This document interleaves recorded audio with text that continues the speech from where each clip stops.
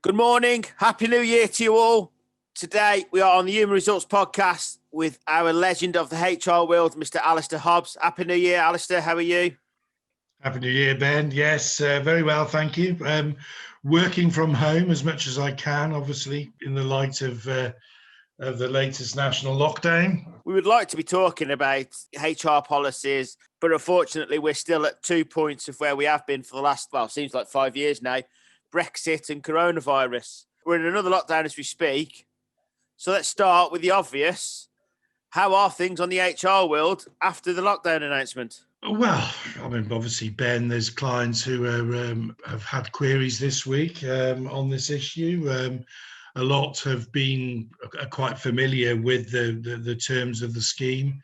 Some just wanted some refreshers. What we are inevitably seeing, of course, is in some cases we have employers with staff who have got problems with childcare, back to homeschooling in some cases, back to problems with internet connectivity and lack of equipment, kids in some cases with specialist learning difficulties who are not getting as much, or they're not in the school environment, so parents are having to be around to help. So yes, it's putting the inevitable pressures on home life and on business. So we're seeing a bit of that. Yes, there's been a number of examples this week with parents of children asking their employers, can they be furloughed?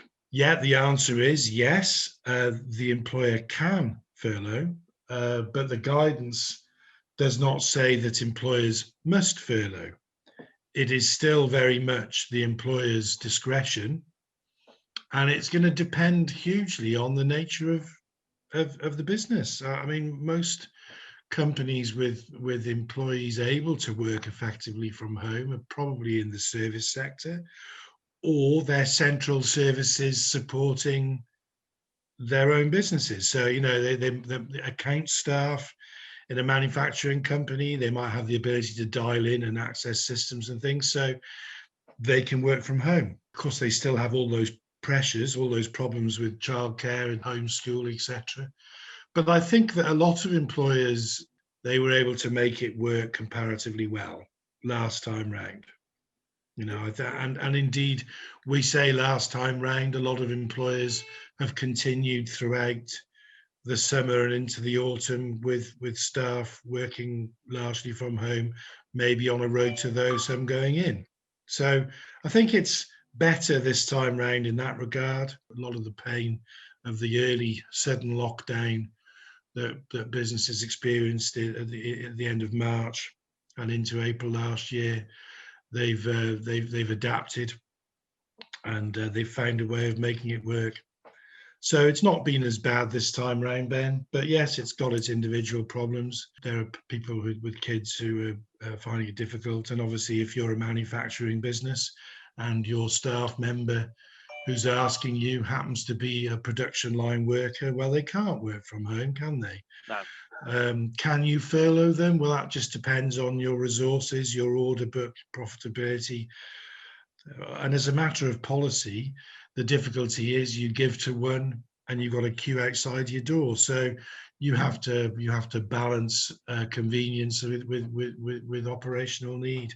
It's tough, but we're having those conversations. We've been having those conversations all week, with clients. We've come up with a few alternative solutions. Maybe an employee has asked for furlough, but after discussions and looking at it, they've actually changed their hours of work. They're coming in earlier and leaving earlier, going part-time in effect. Works out not too far off the kind of 80% they might have got on furlough, but they're able to spend pretty much all afternoon helping to support the home environment where there are some complexities. So talk it through with your advisors, talk it through with your staff. Look for solutions rather than just say no, they might exist. Generally, it's worked out better this time round. But I was reading somewhere on Facebook, somebody asked a question on a forum, and I'd like to put this to you.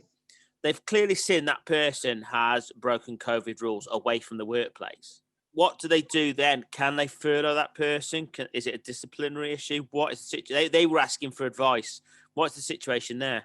Yeah, that's a difficult one, Ben. I mean, the fact is, if somebody is putting themselves at unnecessary risk, it can, of course, have a potentially devastating effect on the workplace if somebody was to bring that in. But how do you establish the causal link between one sight of somebody in breach with them actually catching it at that occasion and bringing it into the workplace?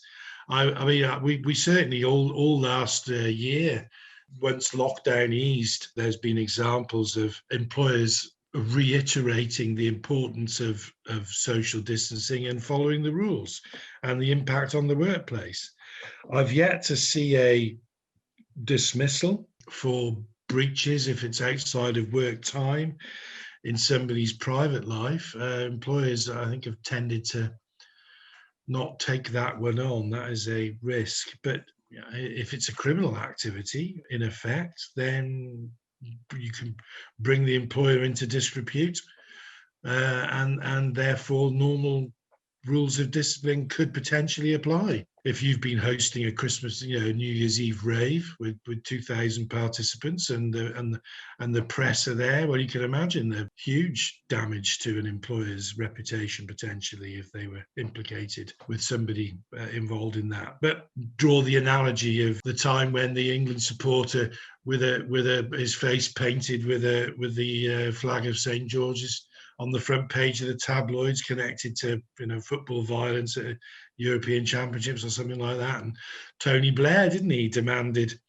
He said, if I was that person's employer, they should sack him. Well, he was a post office worker, and they did. Yeah. But he succeeded in the employment tribunal because actually they hadn't done their investigation. I mean, all he was doing was pulling a face in front of a camera. I mean, he had no evidence of him being a hooligan. Yes. It is, of course, and it also, I mean, these days with social media, of course, it can be seen to look a lot different than the case actually is. Well, quite. You see, sometimes you see these photographs and you can't help but pass comment, and actually you then get shown a different angle, and what looks like a packed out beach at Bournemouth or something might actually be quite relaxed and spaced out. So I know. I think we're both aware that we've not come to the real nooks and the crunch time of coronavirus. I think that's going to end when all the government schemes end. I think that's when the real. Oh, absolutely, Ben. We're back into this artificial period. We've had clear guidance this week, just reiterating where we were before. But anybody who's previously had to shield because of health issues, or if they've got people in their house in that situation, then they're eligible to be furloughed. If you've got childcare, basically, if your life is adversely affected by COVID-19, you're probably going to be fine arguing successfully that you should be furloughed if the employer can do that. Come the end of April, whether we see any staggering reduction before that, I don't know, Ben, because obviously we can't see any real opening up until after February half term, maybe, for the schools. That would obviously make a huge difference to the economy as well. If kids go back to school and people are who can work, are able to work, that's going to make a big difference. Be no mention of phasing out or reducing furlough just yet. And I'd be interested to see what further developments there are. Everybody's pinning their hopes on a vaccine now, aren't they? Being pumped out. And of course, we are in cold and flu season. So I think the guidance is if you have cold and flu symptoms, still go and get a test just to make sure it's not. But we don't actually close down offices and things until it is proven it's COVID, I think, isn't it, in that respect? That's right. Although I was interested to see yesterday, Telford and Wrekin Council, for example, locally, they've want people without symptoms to go for voluntary tests, which I must say, I mean, I don't really necessarily want to go driving around to a testing centre if I didn't think there was a chance or a reasonable chance that I actually had it and was displaying some symptoms, because I wouldn't want to bump into somebody who did have a few symptoms. Yeah. It is. It is. But so it's interesting to see that they're wanting people to come forward.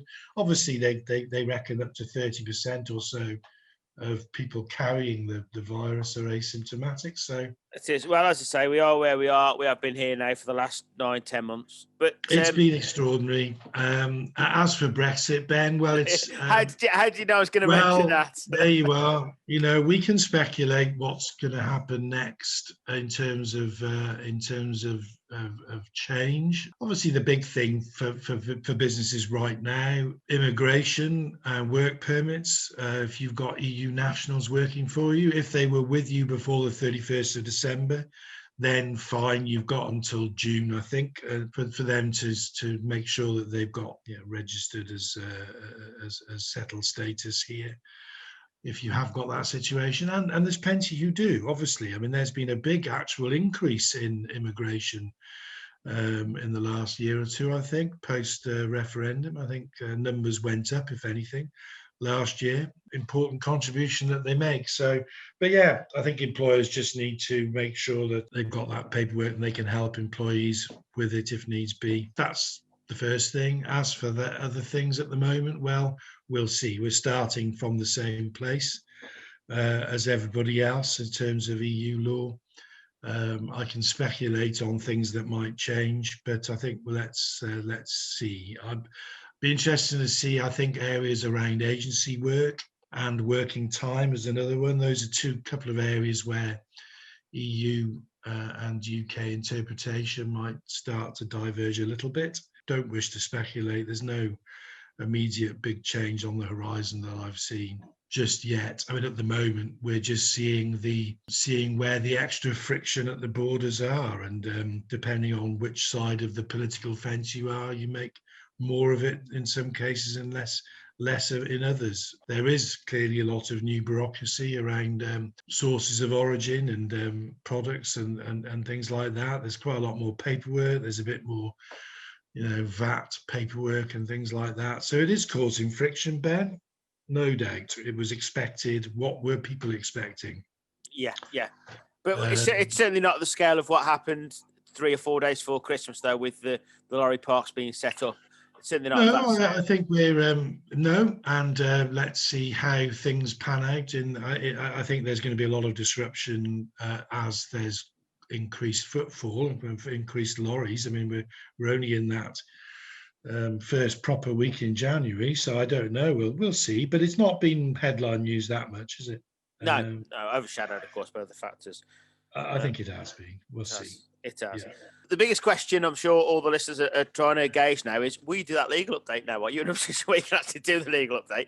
Because things just change weekly, don't they, still? It's just difficult. We can certainly do a recap on where things have been in the last year, Ben. I mean, I think as far as going forward is concerned, I mean, pushing aside Brexit, the one thing that's been on the horizon for quite some time now is IR35, changes around how HMRC will view status, the increased risk of liability for tax falling on the end user employer, if you like, rather than maybe the small limited company that engages the contractor through with the employer. So I think we can certainly have a look at that. That's on the horizon for April, coming into force in the next financial year. I just want to ask you about IR35. Is it a standard setup for most, or is it an individual contract for all? So the agreements that you have with your, I suppose, suppliers, the product you could be selling is yourself. Is it a standard contract where it's the agreements are a standard, or is it going to be individual depending on the agreements between the two businesses? It's going to be an individual contract. I mean, I think if you're a contractor who's engaging with more than one end user for your services, and the more of those end users there might be, the more classically business to business that's going to be. But under the new rules, I mean, organisers engaging a contractor they're the ones responsible for determining employment status going forward and assessing whether or not IR35 applies. So if you as a as an organization, let's take a common example. You're a building contractor. You maybe have a very settled workforce, but that workforce is a combination of subcontractors operating directly with you. As workers, though, you might have historically always taken tax and NI, but then again, that worker might have ganged up with two or three others, and they might have their own van, their own tools.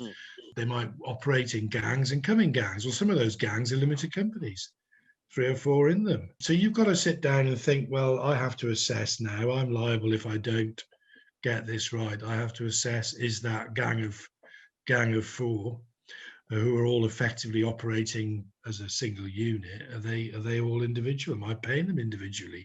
Usually, often the case is yes. So I think you just have to work through the new rules and pay the individual fees deemed, for tax and NI purposes. Review those contracts. You've been studying IR35 for a fair while now, so people get in touch with you for advice and how to move forward, can't they? We can, Ben. We have a look. HMRC have got a data formula on their website, but you of course appreciate that they're gamekeeper, not poacher. So you go through the government's own tick list, press the button to say, is this going to be caught? Well, it's going to fall on the side of the tax man. If you did that, they're probably not far off. Yeah. Right. I'm not going to suggest that the tax man is doing anything other than making sure that they get what they're due. Yeah, and nothing more. Yeah, of course they are. Yeah. So we'll obviously go deep into IR35 as we get closer to April. That's just a brief overview now, and the key is now take the advice now, get the costs that it's going to do to put it in place, so it's not a big shock in April when, of course, other tax bills are due as well. Do get Alistair's advice from in January and February rather than last minute, because there will be a few on there. Yeah, I think that I'm just thinking about what other changes there might particularly be, Ben. I mean, there was some consultation about extending. You might remember this; it was the national news, but talk of extension of maternity rights for returning parents to work, and extending that right to in relation to redundancy. Give an extra 6 months protection effectively, so that employees coming back from periods of maternity are not finding themselves quickly made redundant once they're outside of that statutory protection period. I think the problem is a lot of businesses will make do or find other ways of doing things while somebody's been on maternity, because it's quite a lengthy period of time. Businesses have to move on. So inevitably, it's been the case that sometimes employees have found themselves made redundant fairly quickly after return. Yeah. Especially if they've sought or they've been turned down for things like flexible working requests, sometimes arguably in bad faith. So there's possibly some changes on the way in relation to that extension of that protection period. Otherwise, we're just, again, totally dominated by the current crisis that we are in. I think you're right, and I think that's the point, is that what we don't want now is things just to be chucked at us because of all the delays we've had through coronavirus and Brexit. We still need a steady updates rather than everything coming to us. Businesses need to know, don't we? I mean, undoubtedly, the decision to extend the furlough scheme further was taken at a time in the autumn where a lot of people had already lost their jobs in certain sectors because of the increased cost to the employer, whilst they hadn't seen the pickup in business, or they were affected, like the hospitality industry especially, affected by the fact that they couldn't open, or they were under such restrictions that they just could not make businesses viable. So we definitely saw redundancies from August last year, really, until the Chancellor announced the extension of the scheme. And certainly now, again, it's settled down for a bit longer. Just to finish off the podcast, obviously that brings us to a pertinent point. Hearings What's the situation? Are they back via Zoom? Are they in person still? How's the Judicial guidance has been that hearings should be online remotely unless it's in the interests of justice. Now that's an interesting concept, but unless it's in the interests of justice to host or to have it in person. Now, practically, that's going to depend on the facts, but the obvious one might be: does one of the parties have some sort of disability? Whether that's personal or just their circumstances, let's face it, if you lived in Ironbridge at the moment and you had to conduct a video tribunal hearing, likelihood is you won't, because you'll be lucky to have the broadband bandwidth to conduct a hearing. With the weather as well, of course, is going to affect that. Yeah. So I mean, you couldn't reasonably. I think you would have to apply to the tribunal and say it's not in the interests of justice. I cannot conduct this like this. Similarly, though, there might be some need for reasonable adjustments because of somebody's own circumstances about something that requires a bit more care in how to deliver it. But yes, certainly the expectation is that for the foreseeable future, whilst we're in lockdown, hearings really ought to be remote. Interestingly, before Christmas, though, even in areas like Bristol, which was Tier 4 at the time, parties had to attend a hearing I had just before Christmas, notwithstanding the fact that it was Tier 4. The judge said, no, we're a special dispensation. A week or two later, though, I think they'd have to say, yes, it wouldn't be appropriate. We should switch it to video conference. Now, as always, a very important update to the world. Please do contact Alistair at Human Results. He will give you the best advice around. So for this podcast, we hope that we can bring you some more positive news about things progressing over the next couple of weeks. Alistair, for today, that's brilliant. Thank you, Ben.